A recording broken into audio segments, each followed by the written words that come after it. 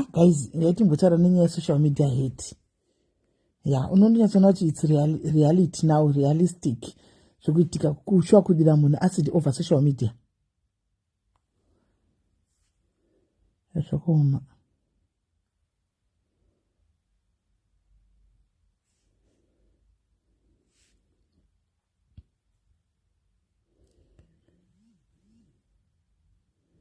Hi, Sam Taps, how are you? Pakaoma guys. Mazviona here kuti social media, pachafiwa pa social media, the hate is too much, guys. Vanhu pa social media kandida kunyatsotaura chokwadi checho pamberi pamwe adatega ndinyatsokutena kamera so that ndinyatsotaura zvandoda kunyatsotaura chaiko chokwadi chaiko guys. Maona here Kora Obida achibega for her life.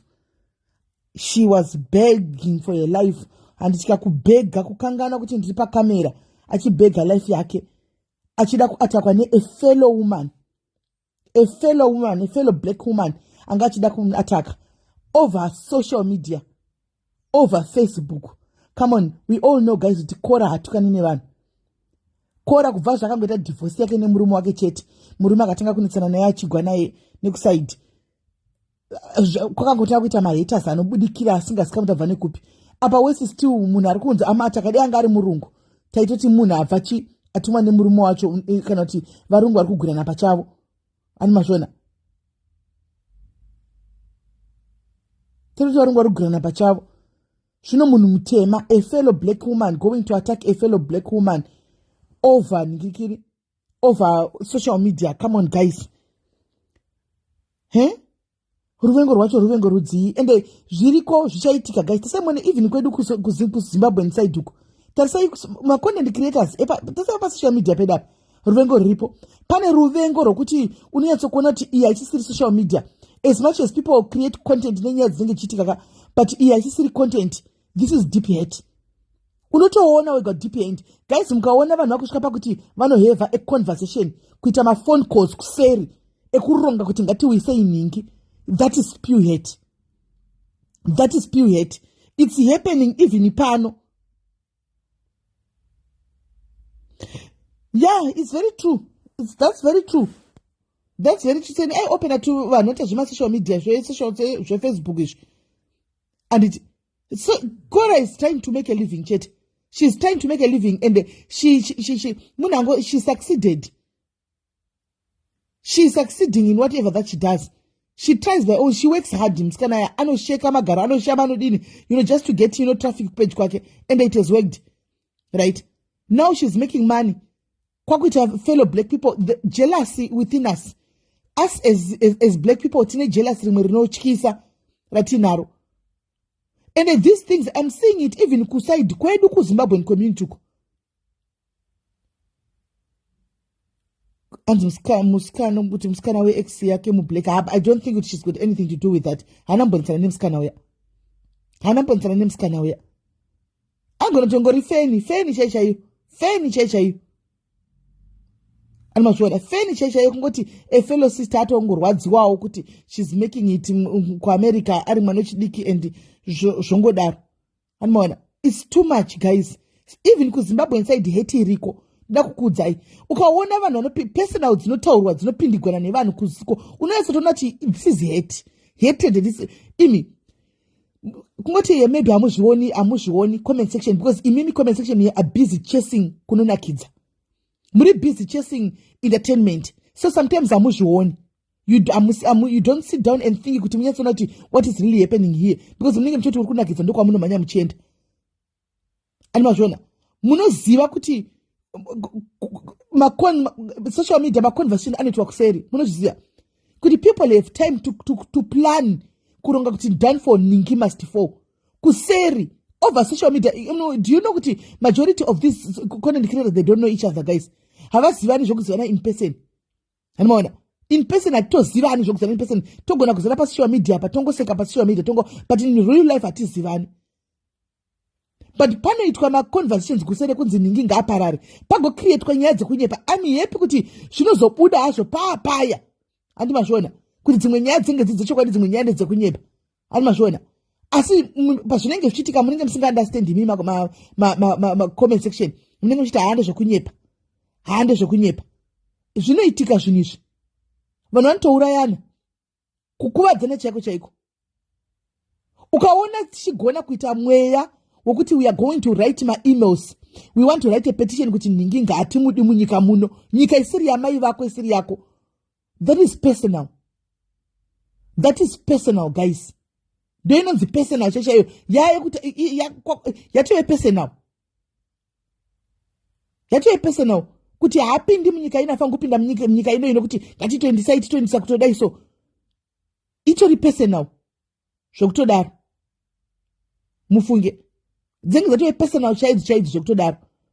Ukaona panogarwa dare pachirongwa kunzi panoita kuburitswa mari kuchinjana exchange of money. Kutumirana mari. Kunzi oiwe mari ishi. Indono ataka ningi. It's personal, guys. Kana munhu achibvuma kupuwa mari yekuataka munhu. Munhu yeye akapiwa mari yekunzidira munhu asidi kumesa anoramba here. Anoramba here. Let's be honest, guys. Kana munhu achigona kubhadhoka pasocial media kunzi ndipe address yaningi. Achiburitsa address yemunhu. Munhu yeye akanzi omari ndanobaya munhu nebanga tokupa mari yakawanda anoramba here. Anoramba. Hapana pasocial media hapana, guys, pasocial media hapana izino irema chete. Izino irema ndo zviripo. Izino irema. Hapana vanhu vanombowirira zvotanze tofarira ndozodini hapana. Izino irema chete. Mukangokurosana chete kudai so kana manga mchidzana ma secrets ese anobvujwa kudze bvuju ose. Saka pane ushamwari here ipapo. Kudira munhu asiti kuda kutomura banga ranga yana ranga rire Gertrude aimbaya akatisa kainda. The hate is too much on social media. It's too much on social media. Even iko comment section uko. Pani pekuti munotukana mchitukanirana ma socialites kana ma celebrity anditi. Munototukana zvinhu zviri serious zvokuti munotovengana, muri amuzivani, masangana mu comment section. Makutotukana kutodzikisa gejo. Apa muri kutukana amuzivani, you don't even know each other. Masangana pa comment chete. Dupa masangana, makutoti take nazvo. Makutopindana deep na mainana yatove personal.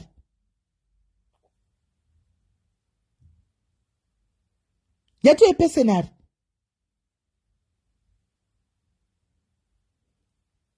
Guys, pakaipa. Hameno, Ruvengo rachona is too much. Ruvengo rachona is too much. Rwanyanya, Ruvengo. Rwanyanya. Especially kana uchituma munhu zvinani ndaoga. Kana ukazvitemba inda wega unyatsokuonekwa kuti ndini ningi uyo face chinyatsokubuda. Gona munhu anotuma munhu anenge atori motive yekuuraya.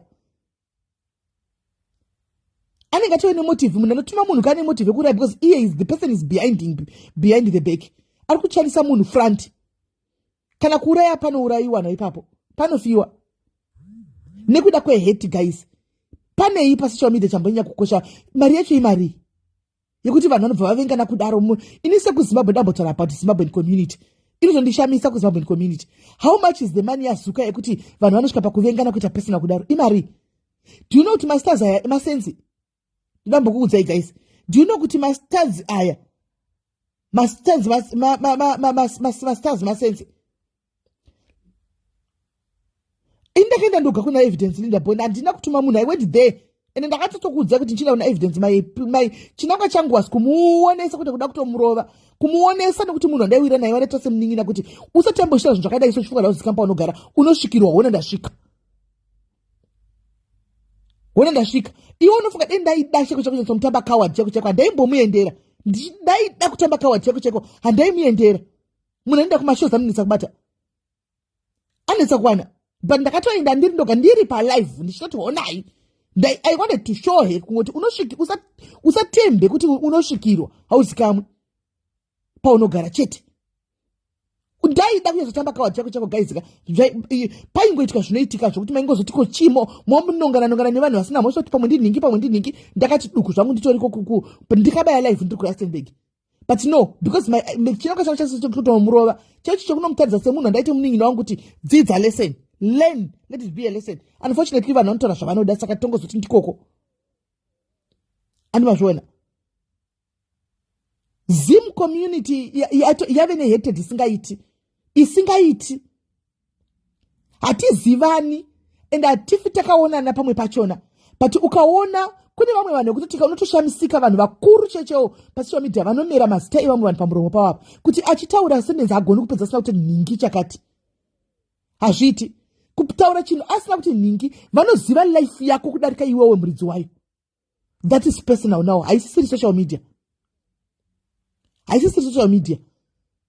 Unoona kuti kubhadhara vanhu, iwe uri kutsvaga mari pasocial media. Where do you get money yekuti ubhadhare munhu for something? You are saying ndikuya kuzotsvagawo mari pasocial media. Where would you get money yekuti ndimbobhadhara vanhu? Uneiwanepi? So you see kuti it becomes personal. Inobva yaita personal chaiyo.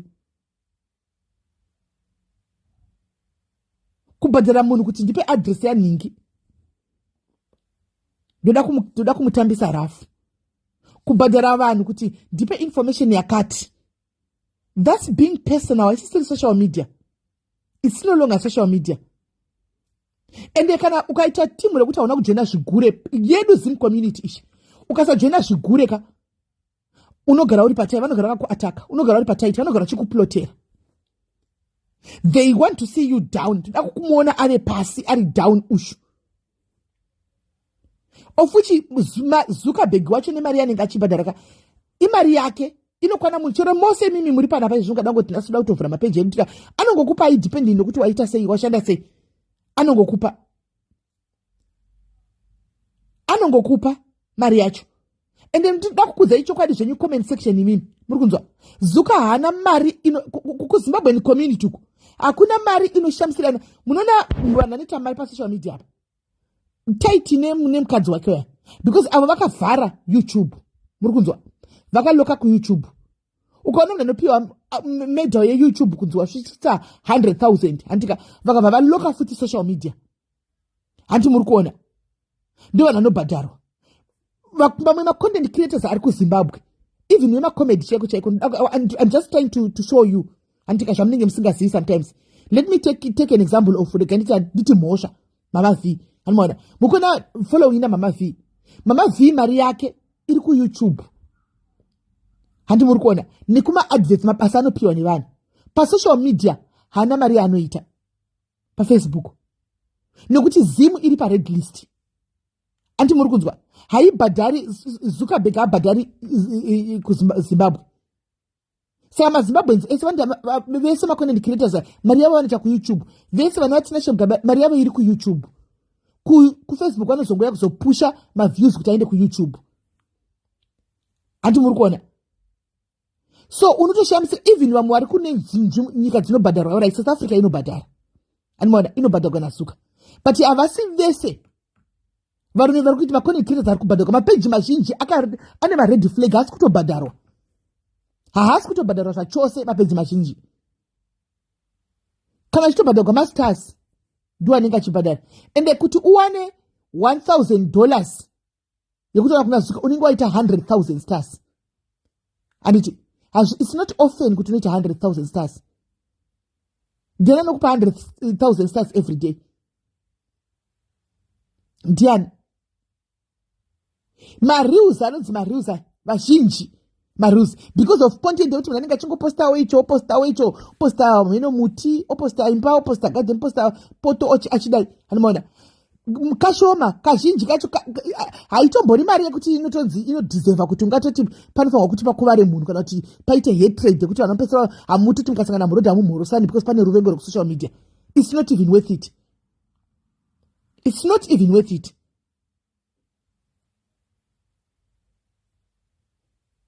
It's not even worth it. Mari yacho haisitombori mari inoshamisira yakawanda yekuti ungatonzi ndatofuma kana kuti dai yanga iri mari yakawanda yekutodaro vanhu vaigara kudzimba vongoita ma-content creators. Not in Africa. Vanotongwavha nekusaidhi vachitoenda kuti zvibatane. But ukaona the level of hate iri kunyika kweduka unosumudza maoko kudai. You start as friends. Zvakanaka pamberi apo munoparadzana. Kuparadzana, kupondana, kudhigana chaiko. Hatichisina ma-limit pasocial media. Hatina ma-limit. The hatred even umwe anotouya neghost. Utonati seri kweghost kune munhu uko. unotonyetsana even zvanenge achitoita kuti iyi itori hatred cheche, hapana kuti anzi itori hatred. Ari mughost kudaro, behind that ghost ro kune munhu ikokoka, munhu yanotori ine hatred, but kumberi kwakanyora mavhesi eBhaibheri. Akanyora kuti I'm saved by grace. But the hate ine zvinhu zvaanenge achinyora achitotaipa kusati hazvinetsi kuona panotaipa vanhu. You can actually see kuti uyu munhu akaita sei. Paunotaipa comment yako iwe paya, tikatoona tonoza uyu munhu akaita so, unotoona ighost kuseri ari kutuka vanhu achibvumburidza vanhu, but kumberi kuko anototi Mwari, anotonyora nezvaMwari this anototaura tinoziva. Hakuna munhu asingazivi Mwari, anoziva. Chero muroyi anoziva kuti Mwari ariko, but uroyi wacho waramba kutisiya. Koita vanogwisanisa ndoda social media yekwedu yedu yekuZimbabwe. Koita vanogwisanisa kuti anobva apa oenda kunocreata nhema chinoudza ushu, otora dzimwe nhema obva oenda kunoudza ushu. Kana makapusa munotema namusoro, kana makapusa mugovengana nekunyepa. Pane zvinhu zvinocreatwa pasocial media apa. Guys, ndoda kuti mugare makazviziva nhasi. Kana vakakukreatira nhema vakamira nadzo apa ende muchatobhilivha vese mugotaura kuti ichokwadi, dziri nyaya dzekunyepa.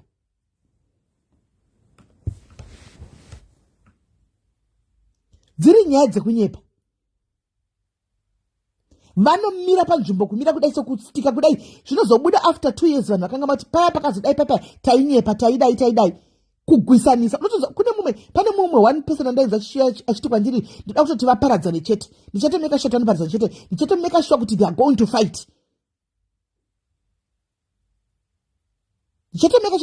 fight. Imagine.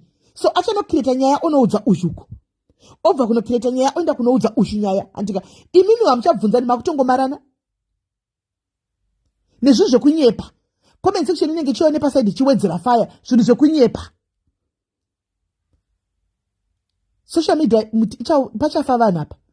Kana uroyi chauka pane rimwe gore rakambotaurwa nemwana anonzi Jekingarando yaya platform panapa achiti sisibeli vanhu anoenda kung'anga, kune munhu aikumbira akakuti nditorerewo vhudzi musaluni ndidinika. Tikazviseka it's true. Zvinhu zviya it's true. Hanzi magosi ese masocialites attacking, you are lying. Hakuna. Handifungi kuti magosi masocialite kana never. Magosi anobuda nepa UK apa unosarenda. Anobuda nepa UK apa magosi cheche anobuda nepa UK, very nasty and vile people. Anobuda nepa UK apa. Pamunotanga kuita mapetition enyu mchiti kwadzinhingi ngaasungwe ningi, anti zvinotanga nekuno ku UK. Kune masocialites mangani ku UK? How many socialites are in UK? Vanhu chaivo ndimi munenge muchitodaro. Vanhu imi ndimi, kune vanhu vanenge vatori behind those ghost account iwayo. Social media iri kuparadza vanhu, and it has turned us into people that we don't even know ourselves. We no longer know ourselves. Hatichazvizivi kuti ndisani.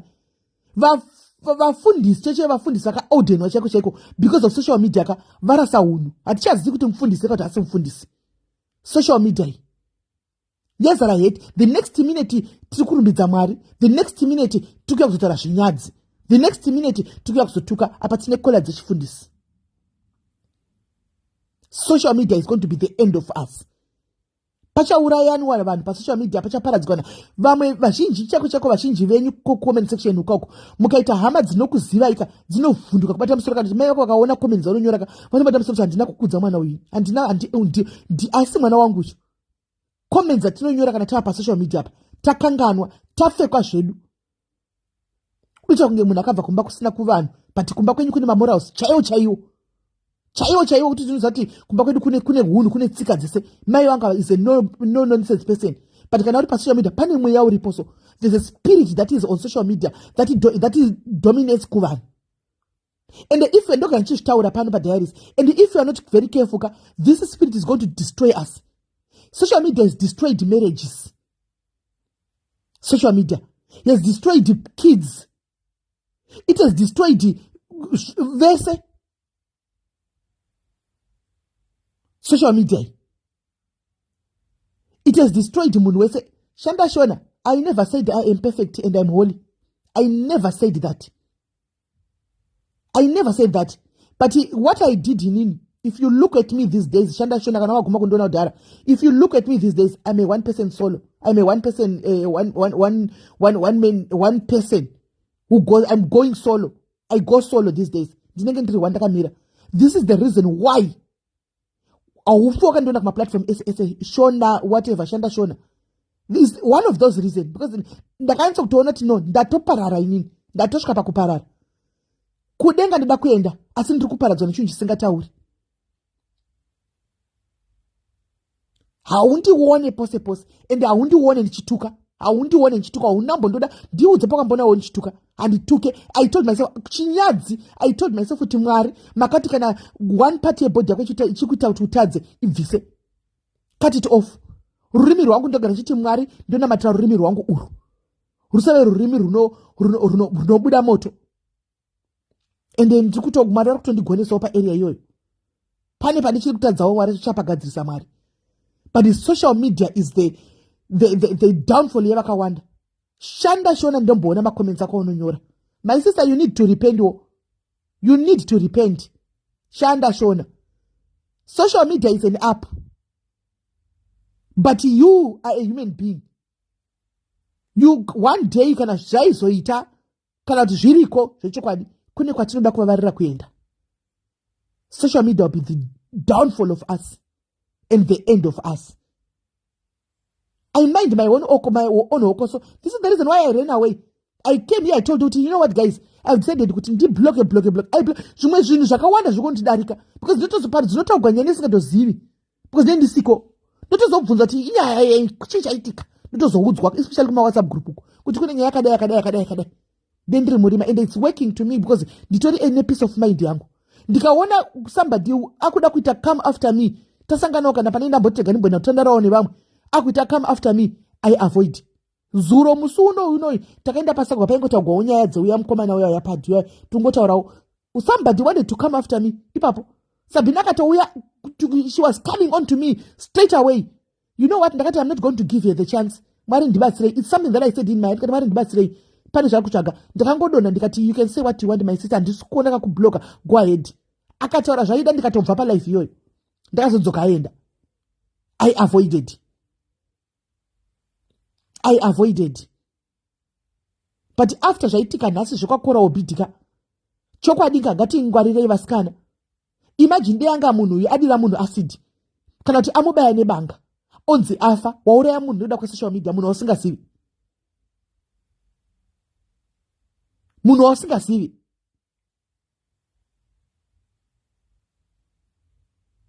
watouraya munhu wotogara neguilty conscience. Ndakauraya munhu anonzi Kora Obidi wandakaona paFacebook, haumuzivi.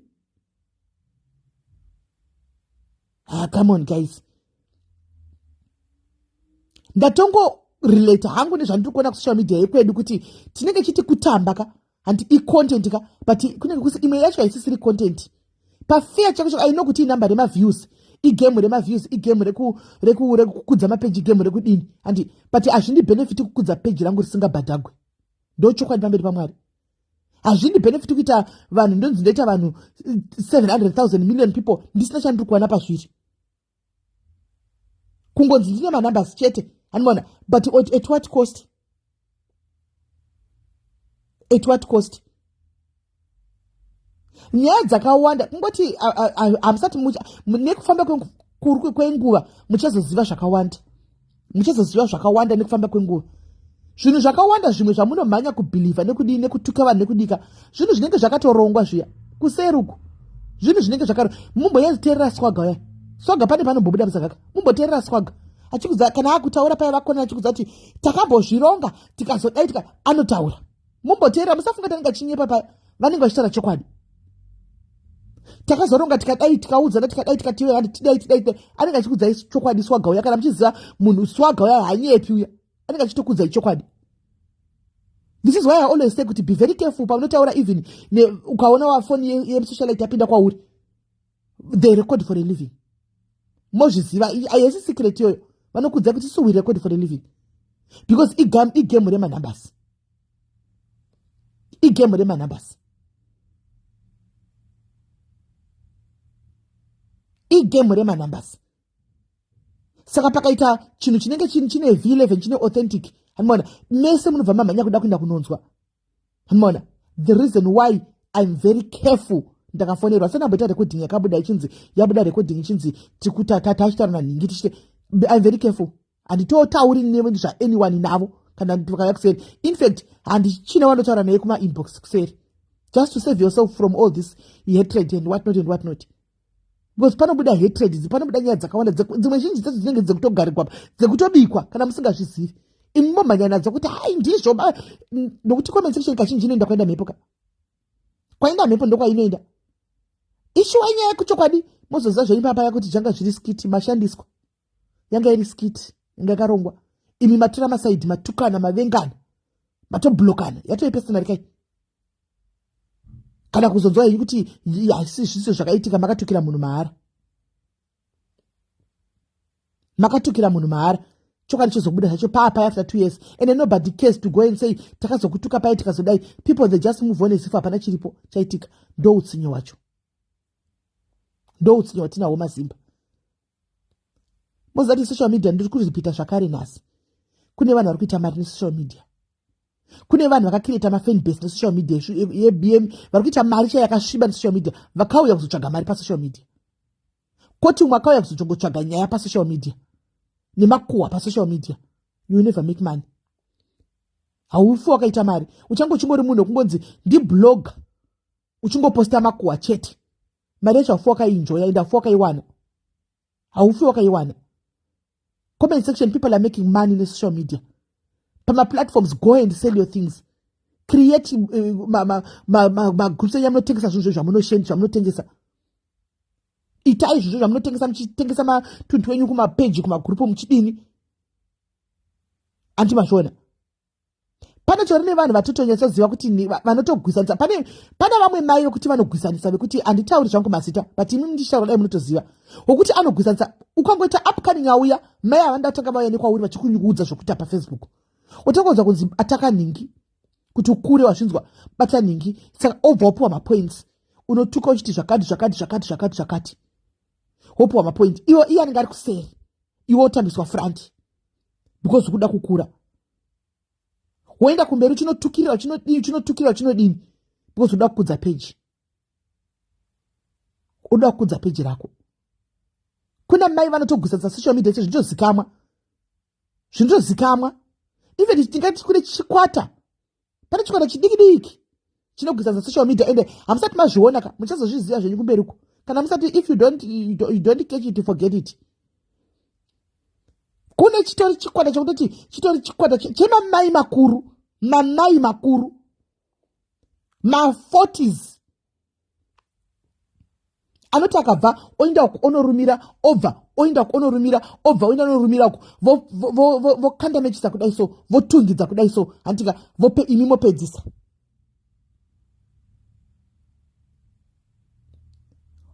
Mobva vapedzisa mai vakuru simply because she's got nothing to do. Hana zvokuita. Vanhu vari muUK vazhinji vanoenda kumashifts wakomana vari busy, vari kukreta, vari kuumba upenyu hwavo, vatori busy zvokutodaro. Hahana chakange chikutevedzana nema-upcoming nekutevedzana nenyaya dzekungoti vanhu zvakadai, and we are busy clapping hands mucomment section.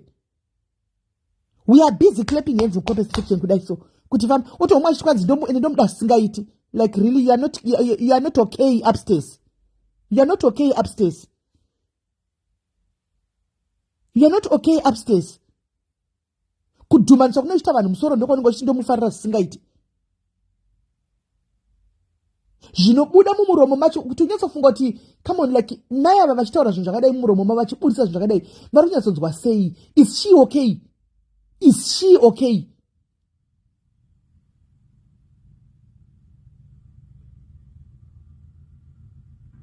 Is she okay? Well, unfortunately, my show part you can justify on your side. Ina hapana wadambo endera ku inbox nchigwisa sanjuka kudai so ini dzangu nyandi dzekumvengevenge dzekuti ndaipiwa nyaya nemi ndichiposta ndo dzangu. I own up to my own stories. Ndinotomira nedzangu nyaya. Ndaipiwa ndaiposta, taipiwa taiposta without verification.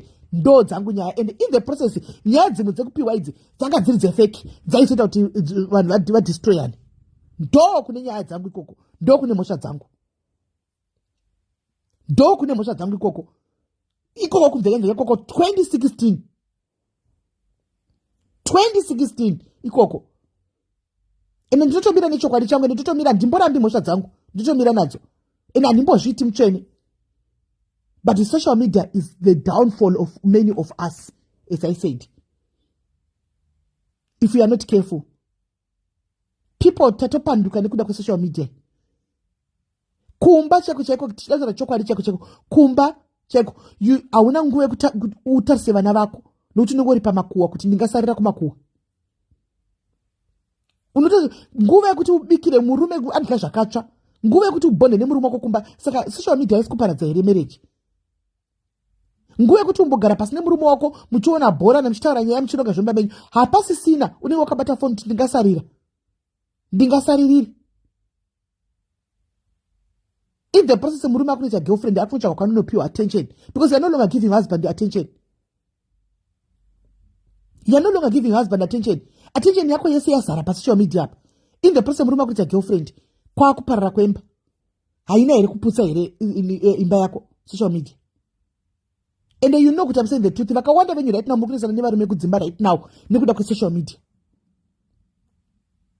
Unovatana 12 wakabata phone uri pa social media. Murume avata kudhara akamirira kuti mukadzi wangu achauya tovata, kana kuti mukadzi akamirira kuti murume wangu achauya tovata, vari pa phone. Ndingasarire.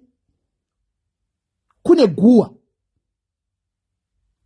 raningi. Ndikuremegwa chifuva neguwa raningi. Come on guys, that's a hard talk chaiyo. Antika guwa racho rauya. Marinzwa guwa iri, mariziva guwa, all right. Marinzwa. Is it going to add bank balance in your money in your bank account? Ngatitaure chokwadi. Is it warinzwa guwa? Hauna kubata ukarimirira rauya guwa kuvanhu. Waripiwa. After that, what is going to happen? Wangu wazvapera, takutoita move on. Nei washanga chitaugwa guwa racho hapana chanombobva, akutoita move on nelife yake mataura. Zvadini? Hapana. Nasi kuri kutukwa tsitsi nasi. Uchasekerera mugokomenda tukastereki famba nebhora ugodi andika agotukwa gopedza apedza papo motinda kudzimba dzenyu watukwa yaya akutoitawo yake life hapana chazvinobva. Sometimes pane pakuti sometimes we need to wake up. I wake up calling. Takacreate ma enemies kudhara. Vamwe takaya tikati sorry, vamwe vakangoramba vakanyarara kudaro. Antivazvona. People they take Facebook serious ish. Unodigwa acid kumeso. Munodiswa pakutodira na acid kumeso, kusvika pakuburitsira namapanga kuti mubuda kubayana nemapanga. Ukaona munhu anoti uchingotaura kudai so tese panapa tese tikuzviincluda tese panyaya. Ukaona munhu anozomanyira kuti imi maida uzoti ari kuzvivhara naye. Because anodoziva kuti iye akamira sei paanenge achifamba pese zvaanoita anozviziva. Saka kuti ada kukwira kuzama kunyaradza anobva ati newo neni ndirimo sekuimomo. I'm there. But we cannot stop talking about what is bad just because ndakazviita kana ndakambozvitana. Ngatinongotaura.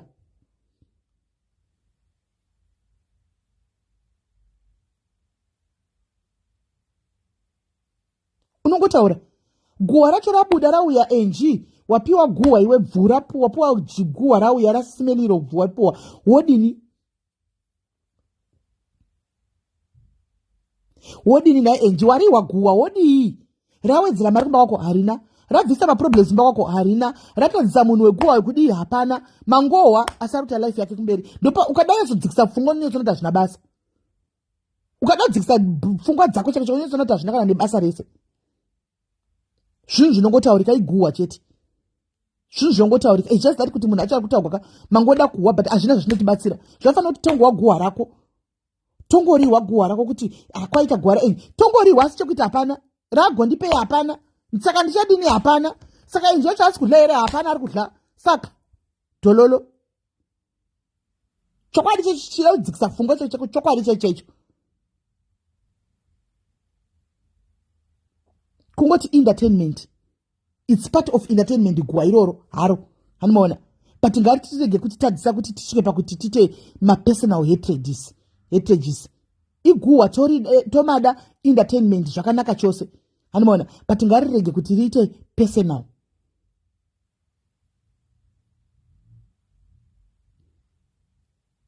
Ngazvingo zvite personal.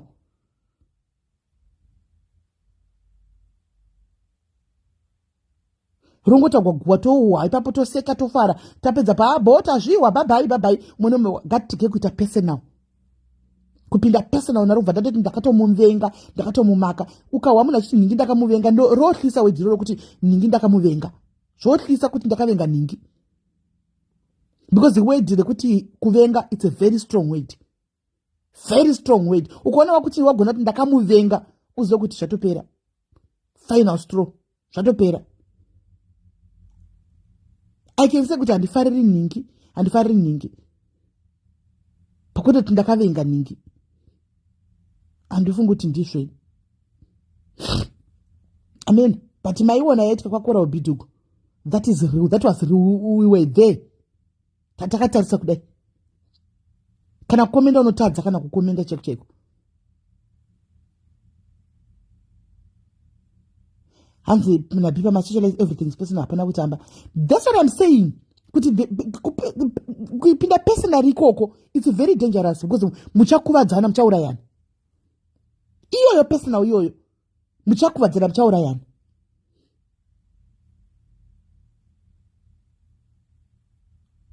It's personal zveshuwa vachakuvadzana vachaurayana nenyaya yekuti munenge mambotanga mamboita chikwata mozokonana. Hanomaona taita mafriends pandatamba tese tazokonana mangwana tatove maenemies. Zvinonongogara wangotamba wega,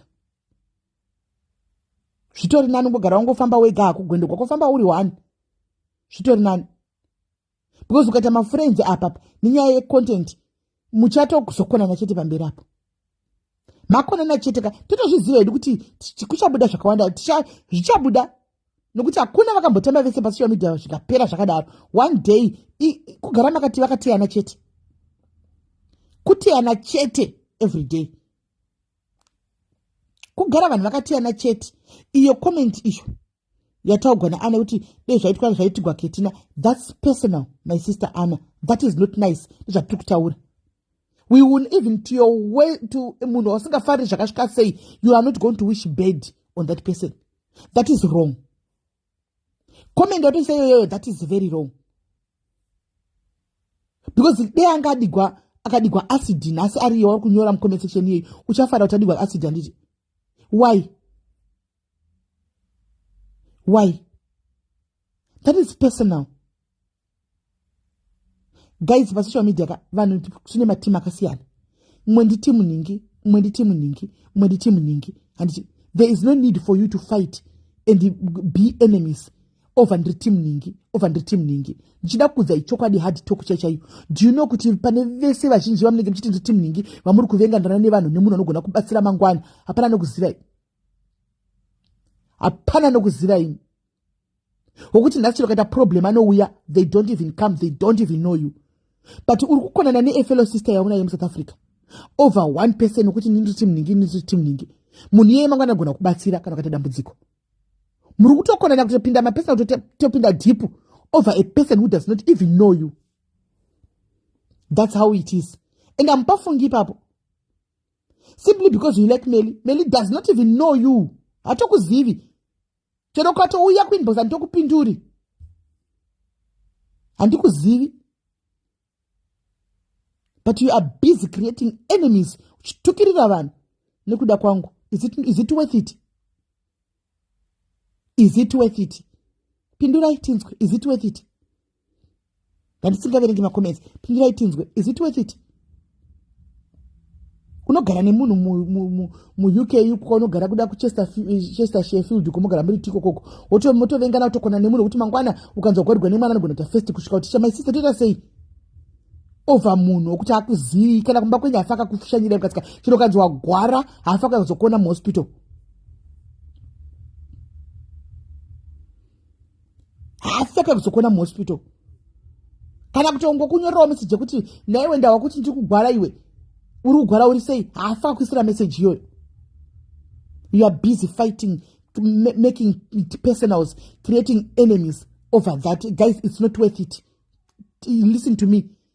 I'm just a socialite like Wamantika. Kana uchigwira inini mustreet zvokuti unobva wada kuita ma-enemies nevanhu kubva wabloka vanhu. It's not even worth it. Siya.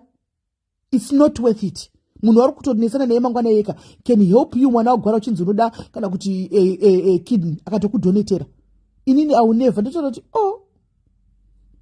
tiani ye patongori number 1 yangu mumastreet umu.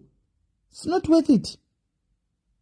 Kufarira vanhu kunodiwa. Yes, tine vanhu vedu atinofarira tinoda chako chako ndingi ndomufara ndingi ndomuda, but not to the extent yekuti ndosvika pakuita enemy yevanhu over the person. Never. Azviti. Never azviti. Tine matimu edu tine vanhu atofarira kuti ndofarira nhingi uyo oto ndofarira nhingi togona kuita madisagreements edu. Anomaona, but not zvokuti tobva tatopindana deep personal kuti takutoblokana tobva azviti. Never. I will never do that. I will never. Kufumurana kwacho kuexposana kwacho nokufumurana kwatinenge chiita kufumurana kunyatsa kuti iyi yava personal ishi hapasisina kuti content yatove personal. It's not worth it, guys. It's not worth it. Tiri vanhu tine kwatinobva. Social media if you are not careful ndakuziva tichakuparadzira izvo inotiparadzira dzimba, igotiparadzira vana, igotiparadzira ukama, igotiparadzira zvakawanda. Social media igotiparadzira vanhu. Social media. Let's be very careful, Askana. Be very, very careful. One day, munozati apani chinoitika pasipezwa chisingabudi pachena. Chinoitika pasipezwa chite one day chinobuda pachena. Ndogara nchikudzai. Anabhe Masivanda. Anabhe Masivanda uyu anozikama neni Anabhe Masivanda. Uyu anozikama neni ini uyu Anabhe ghost you.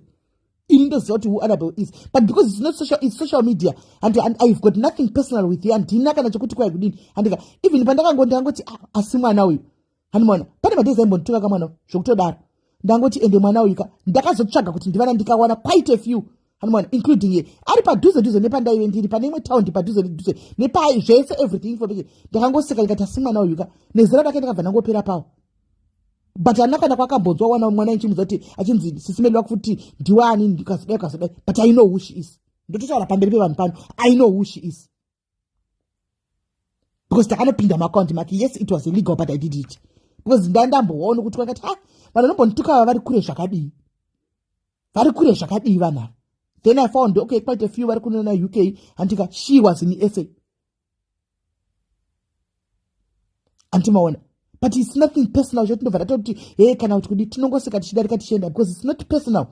Mangwana akaziva kuita problem anondibatsira mwana. Anondibatsira kutomira advocate that very way ngatibatsire imaya. Ndikaziva kuita problem nditomira nchiti because atina kumbopindana asi ma personal. Iyanga in entertainment the social media. Though sometimes they would take it too deep. Antumona. So sometimes they'll take it too deep. But in the English, that Pandaka and Dangota are actually not a Kuzosha, not a Kish. Katisi Shedu. Social media not parades, guys, if we're not careful. The tower is my secret money. The Tombo Tower is written again in the Macambo Land Star of Sunday Bazaar. The tower is Sunday Bazaar said. The Annabelle Mukumona and dear, and the Anna's Annabelle, we are report the Ann. Momudi Mgamzi, I'm a gay agada. Ngamazana took an anyone. I just took an anyone. I don't go near Shano Nura Quachingo in Dakada. She's no longer that drive. She's not anymore. And I think if I'm going to younger anyway, Takashita, the science number Dr. Persona Shokuti, Taita, Wukap Taita, Inonsichi, Shoku Hakira. Taizvita zvokuhakira otongona kigwa panguva yedu tichifara tichidini tichingonyora zvatisingazividzi munguva but it was zvisingabvi pamoyo. So whatever ndangoti takabva neko kuti zviziva izvi and mon hazvidi kudhipisa ndizvozvo atete kuti tinobva tatotuvengana kuti ndomuvenga totelera tondovavenga andowana no it's social media. Let's come here, let's talk obviously share my disagreements comment up iwe chiti chakati nchiti aiwa andona but zvitoti tite personal zvokuti ndikamona da mumbai nebanga kana kuti ndoda kumudira neacid hatizosviki ipapo zvandaona kwakora upitu at some point ndafreeza so panga chichema chiti do you want to kill me please forgive me whatever that I've done to you please forgive me ndatoti apa mamuri murima hatisi kuona tati chii chiri kunyatsoitika ndafreeza kudai hanzi she staged iniwe kumusha kwake angade atorerwa foni first and you think it's true vanhu zvandataura kuti hamuzivi macontent creators ingwari mapundu macontent creators ke hauvaziviwe hauvazivi agotobuda pachinoizi yese tanzwa zvonyadzisa zvazvo pasocial media just kungoti astage chete munhu anga achida mumbai anga asina nefoni anga achida kumubaya remember kuti foni yaramba ichingori palive ndofunga yatowira uko yaramba ichingori palive tichingozva achitaura but tisingaoni and kachitonzwa rimwe voice racho rechituru chibuda kuseri tati chitorinzwa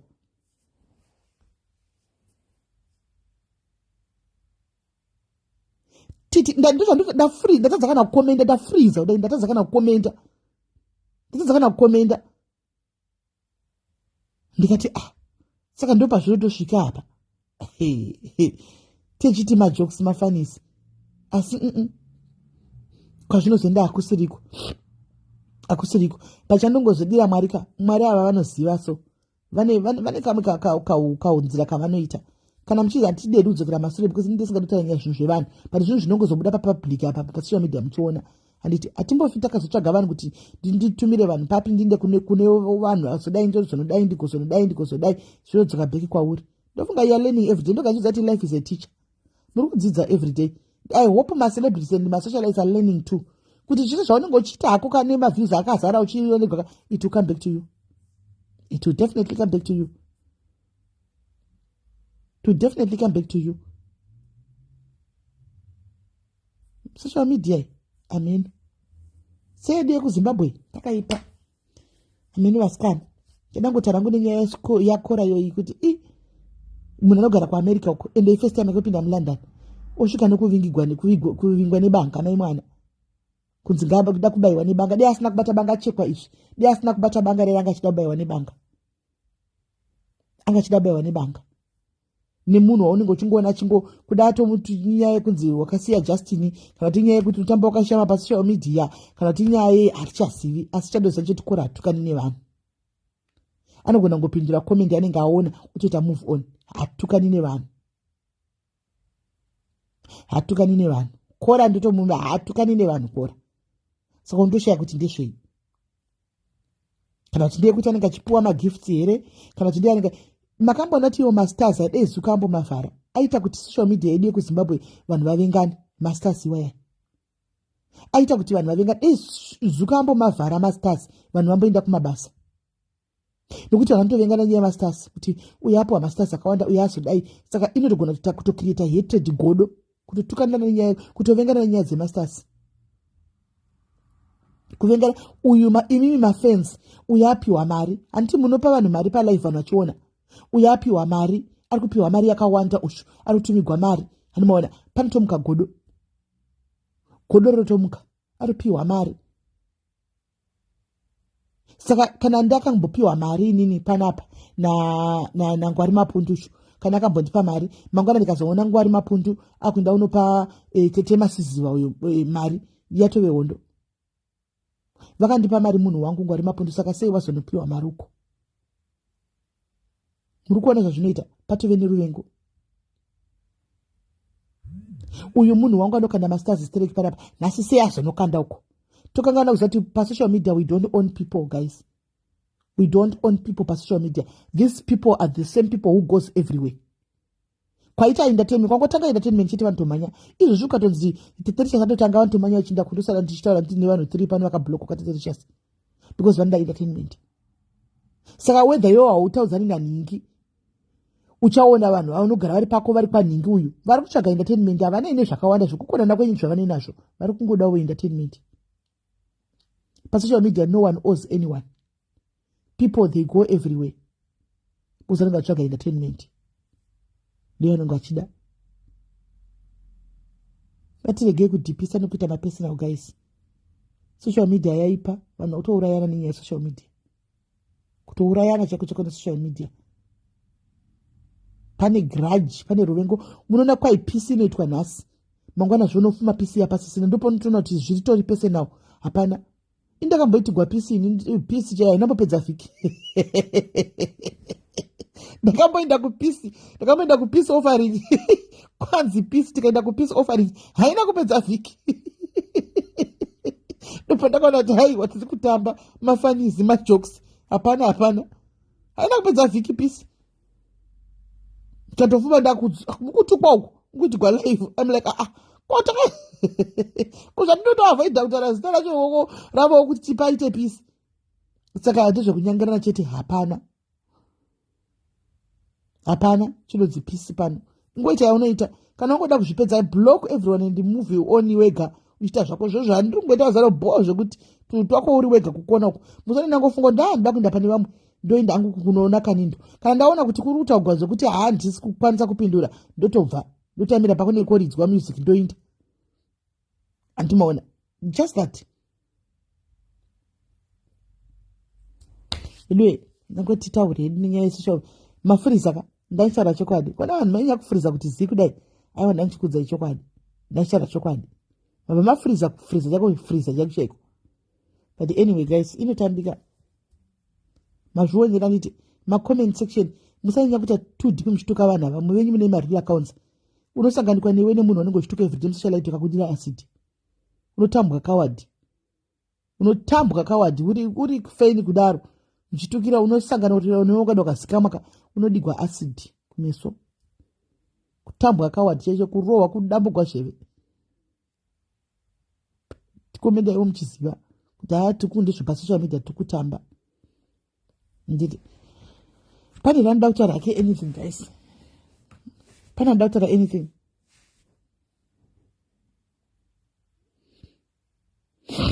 Pane ranoda kutaura anything.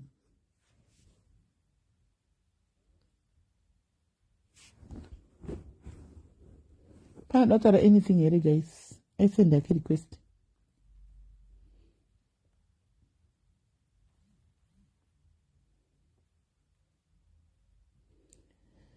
Yeah, pakaipa. And the 8, all right. All right, I'm adding you, Abigail.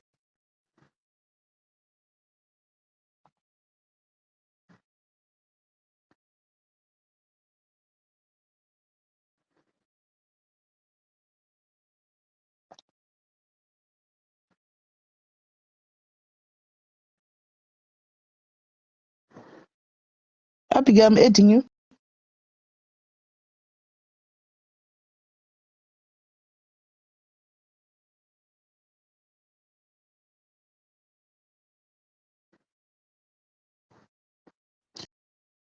Ari kuti wati decline, uri kudecline one naye Abigail. Uri kuti add wati decline. Ukati decline kainobva yakanda.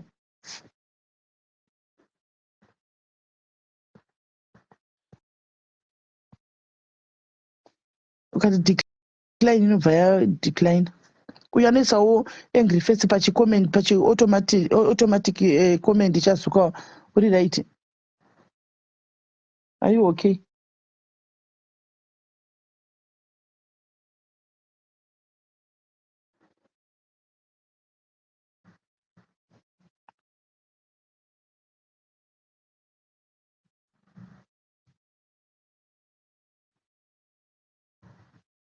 All right.